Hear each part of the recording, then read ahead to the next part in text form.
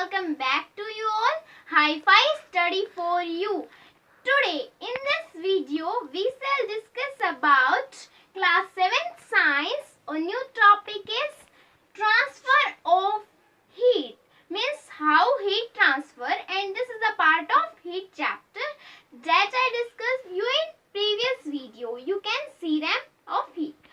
So today we discuss transfer of heat. So first of all, what do you mean by transfer of heat? So transfer of heat means the flow of heat. The flow of heat is always takes place in the form of hotter object to a colder object. For understanding this hotter object to a colder object, take an example. Suppose that you cook food. What's happened? We on the flames, and upon these flames we put utensil, and inside utensil we feed food. Okay. So now these flames are hot. These flames are hot, but the utensil is now cold. Normal utensil normal and flames are hot. So here heat is transferred from flames to utensil, means from hotter object to a colder object when heat is transferred, and this process known as conduction.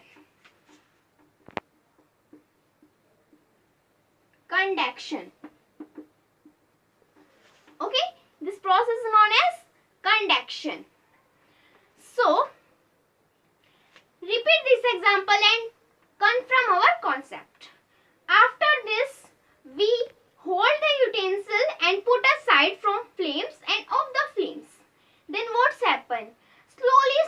Slowly, this utensil become cold, normal. Because this heat is spread surrounding nature, and the surrounding air become hot from this utensil. Again this process repeated, conduction. Okay, again this process is repeated.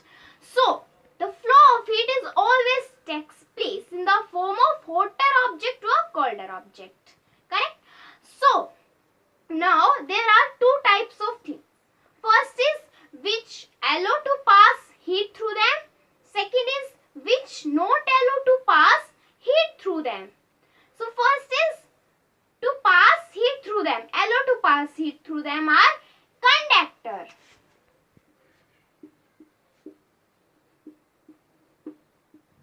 Here conductor. So conductor which allow to pass heat. Allow to pass heat through them are conductors. And second is insulators which not allow to pass heat through them. Conductors which allow, and these are insulators not allow. Okay.